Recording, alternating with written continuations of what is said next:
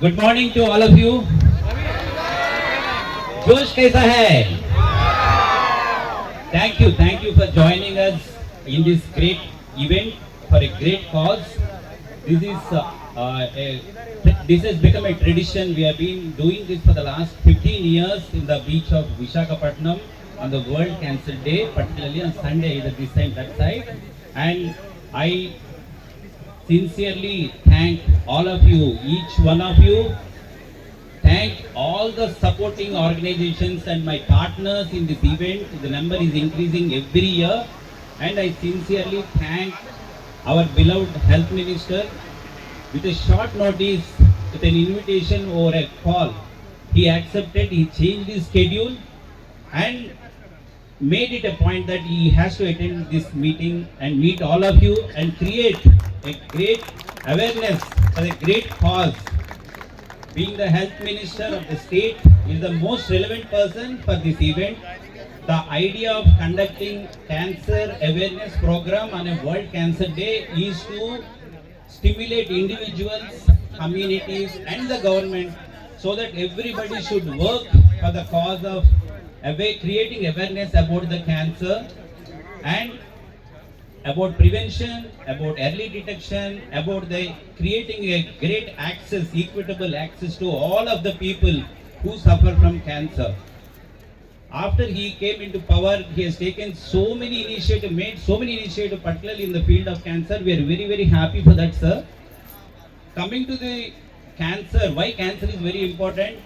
More than 1 crore population dying every year in the globe, every year, and more. ఈ ఉదయ సంధ్య వేళ ఆహ్లాదకర వాతావరణంలో అందమైన Visakhapatnam beach తీరంలో ఒక మంచి కార్యక్రమానికి విచ్చేసిన మీ అందరికీ కూడా ముందుగా ధన్యవాదాలు తెలియజేస్తున్నా. ఇవాళ ఈ కార్యక్రమానికి కర్త కర్మ క్రియ డాక్టర్ మురళీకృష్ణ గారికి ప్రత్యేకంగా అభినందనలు తెలియజేస్తున్నారు. గౌరవ శాసనసభ్యులు విష్ణుకుమార్ రాజు గారు,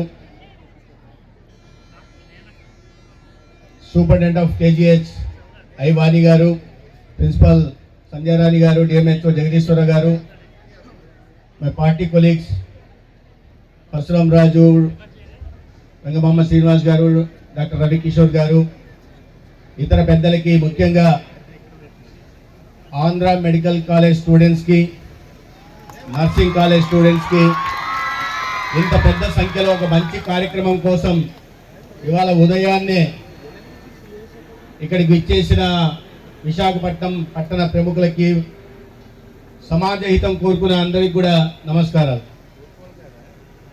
మిత్రులారా, ఎందుకు ఈ కార్యక్రమం ఇవాళ మనం నిర్వహిస్తున్నాం? ఎందుకు డాక్టర్ మురళీకృష్ణ గారు 15 సంవత్సరాలుగా ప్రతి సంవత్సరం వాకథాన్ పేరుతో క్యాన్సర్ పట్ల అవగాహన కార్యక్రమాలు నిర్వహిస్తున్నారు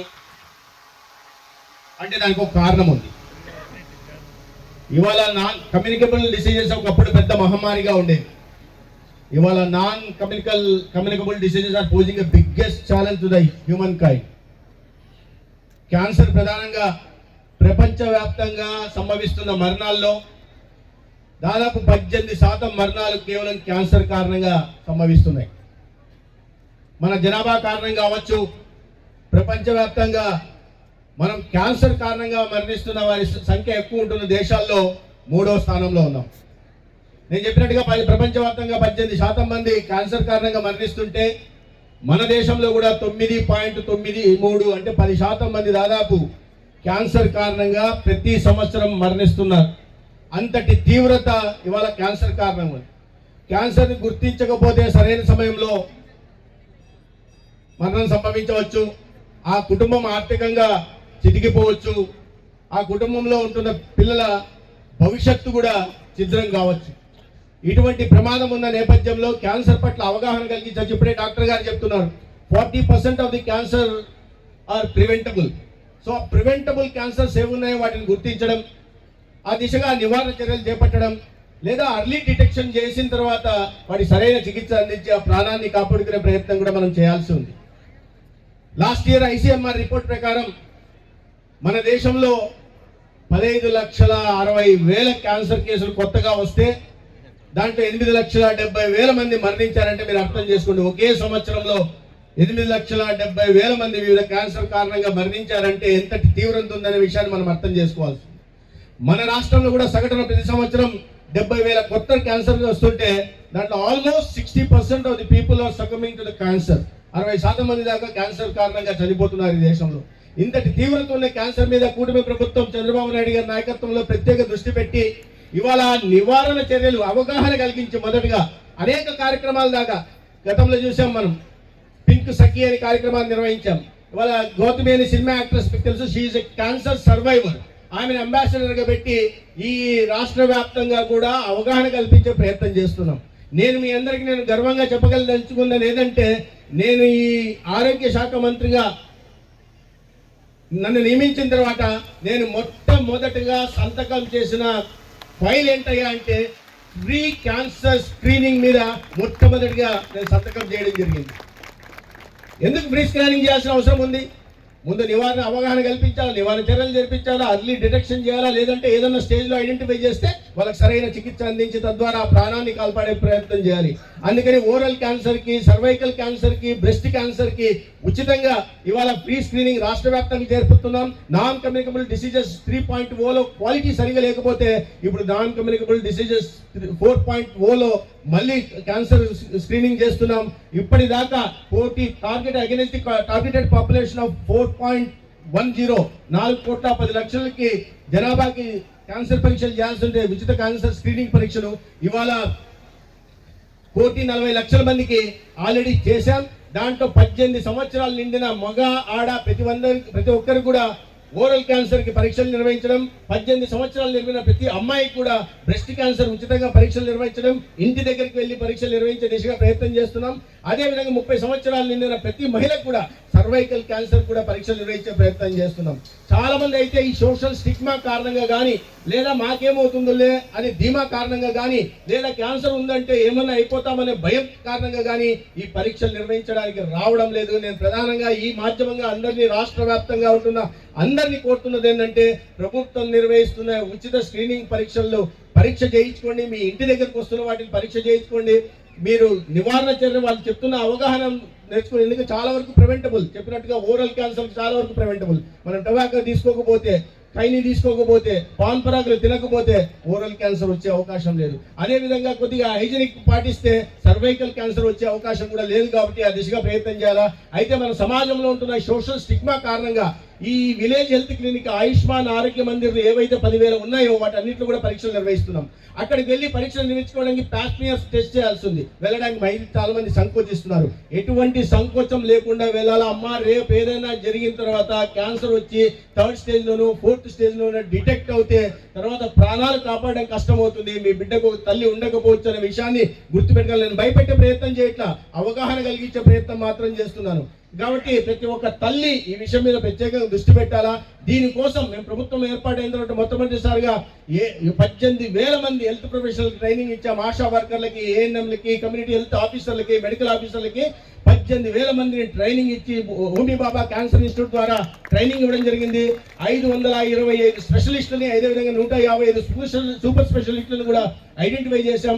ఏదైతే సస్పెక్టెడ్ కేసెస్ ఉన్నాయో దాన్ని మెడికల్ ఆఫీసర్ టెస్ట్ చేసిన తర్వాత మళ్ళా 17 టీచింగ్ హాస్పిటల్స్ లో ప్రివెంటివ్ మెడికల్ ఆంకాలజీ యూనిట్స్ ని పెట్టి వాళ్ళ బ్రాండింగ్ చేసి వారానికి 2 రోజుల పాటు గ్రీన్ ఛానల్ పెట్టి 222 పేరుతో వార్డు బ్రాండింగ్ చేసి ఆశా వర్కర్ తీసుకెళ్లి ఆ స్పెషలిస్ట్ దగ్గర మళ్ళీ టెస్ట్ చేసే ఈ సస్పెక్టెడ్ కేసెస్ ని కన్ఫర్మేటరీ టెస్ట్ గా చేసిన తర్వాత ఉచితంగా 25 లక్షల దాకా కూడా ప్రభుత్వం వాళ్ళకి చికిత్స అందించే దిశగా ప్రయత్నం చేస్తున్నాం. ఇవాళ 1,49,00,000లో చాలా వరకు ఓరల్ క్యాన్సర్ కోసం స్క్రీనింగ్ ముందుకు వస్తున్నారు, బ్రెస్ట్ క్యాన్సర్ కోసం స్క్రీనింగ్ ముందుకు వస్తున్నారు, కానీ సర్వైకల్ క్యాన్సర్ కోసం రావడం లేదనే విషయం గుర్తుపెట్టుకోవాలి.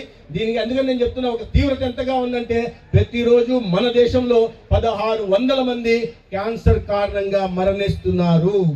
దాంట్లో 200 మంది సర్వైకల్ క్యాన్సర్ కారణంగా మరణిస్తున్నారు. అనేక కారణాలు ఉన్నాయి. లైఫ్ స్టైల్స్ కానీ, ఫుడ్ హ్యాబిట్స్ కారణంగా కానీ, లేకపోతే పెస్టిసైడ్స్ కారణంగా కానీ, లేక ఎన్విరాన్మెంటల్ చేంజెస్ కానీ, లేదా పొల్యూషన్ కారణంగా కానీ అనేక కారణాలు ఉన్నప్పటికీ ఏ కారణం ఏదైనా క్యాన్సర్ బారిన మనం పడకుండా అవగాహన కల్పించాల్సిన అవసరం ఉంది. మన కుటుంబ సభ్యులను కాపాడుకోవాల్సిన అవసరం ఉంది. అయితే దీని తీవ్రతను గుర్తించి కేవలం క్యాన్సర్ చేసి వదిలేట్లా గౌరవ ముఖ్యమంత్రి ఆదేశాల మేరకు ఇవాళ రాష్ట్రంలో క్యాన్సర్ ట్రీట్మెంట్ మీద కూడా ప్రత్యేకంగా దృష్టి పెట్టడం జరిగింది.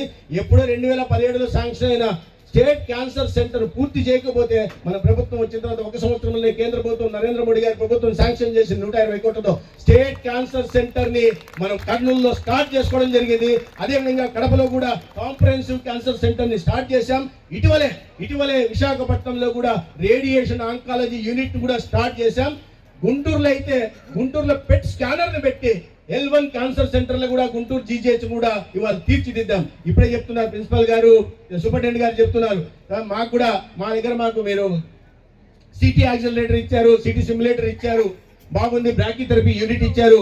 కానీ పెట్ స్కానర్ మా దగ్గర కూడా ఇస్తే ఇంకా మేము క్యాన్సర్ పేషెంట్లకి మరింత మంచి ఉద్దేశంతో టెస్టులు నిర్వహించడానికి, ట్రీట్మెంట్ చేయడానికి అవకాశం ఉంటుంది. కాబట్టి పెట్ స్కానర్ ఇవ్వమంటున్నారు. తొందరలోనే విశాఖపట్నం KGH కూడా పెట్ స్కానర్ను శాంక్షన్ చేసి విశాఖపట్నం కూడా L1 క్యాన్సర్ సెంటర్ గా తీర్చిదిద్దుతాం. ఇవన్నిటికీ ప్రధాన కారణం ఏంటంటే ఇంత పెద్ద ఎత్తున రాష్ట్రంలో ప్రాణాలు కోల్పోతున్న మన వాళ్ళని కాపాడుకోవాలా, ఒక ఆరోగ్య ఆంధ్రప్రదేశ్ నిర్మించుకోవాలా. మన అందరి ముందు మన దేశ ప్రధాని ఒక వికసిత భారత్ నిర్మాణం గురించి ఒక లక్ష్యంగా పెట్టుకున్నారు. By this time we celebrate centenary independence by 2047. he wants to see the India as Viksit Bharat number 1 economy in the entire world. So అదే విధంగా మన రాష్ట్ర గౌరవ ముఖ్యమంత్రి గారు కూడా ఒక స్వర్ణాంధ్ర నిర్మాణం కోసం లక్ష్యాన్ని మనం ముందర పెట్టారు. ఒక హెల్దీ వెల్దీ హ్యాపీ ఆంధ్రప్రదేశ్ నిర్మాణం చేయాలని. Healthy wealthy happy Andhra Pradesh. హెల్త్కి ఎంత ఇంపార్టెన్స్ ఇచ్చారనే విషయాన్ని మనం అర్థం చేసుకోవాలా. If anybody wants to build a healthy state, then it has to be, the health has to be taken care of first, because there is an integral and direct relationship between the health of any individual or economic development of any individual, family, state, for that matter, or the nation. There is an integral relationship, but is then the society has to be healthy. We should keep the society healthier. అందుకని మనం అందరం కూడా చాలా మంది డాక్టర్లు కూడా ఉన్నారు, డాక్టర్లు, నర్సింగ్ స్టాఫ్,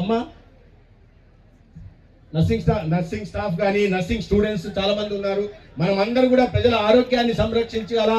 ఒక పవిత్రమైన వృత్తిలోకి నర్సింగ్ స్టూడెంట్స్ గా కానీ లేదా డాక్టర్స్ గా కూడా మీరు అందరూ వచ్చారు. మీ అందరికీ నేను ప్రత్యేకంగా అభినందనలు తెలియజేస్తున్నా.